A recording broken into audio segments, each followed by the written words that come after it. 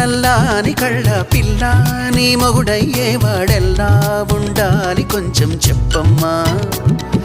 తెల్లారే సరికల్ల నే జిల్లాలన్నీ వెతికి వాణ్ణెల్లాగోలాగా తెచ్చి పెళ్లి చేసేస్తానమ్మా నల్లాని కళ్ళ పిల్ల నీ మొగుడయ్యేవాడెల్లా ఉండాలి కొంచెం చెప్పమ్మా తెల్లారే సరికల్లా నే జిల్లాలన్నీ వెతికి వాణ్ణెల్లాగోలాగా తెచ్చి పెళ్లి చేసేస్తానమ్మా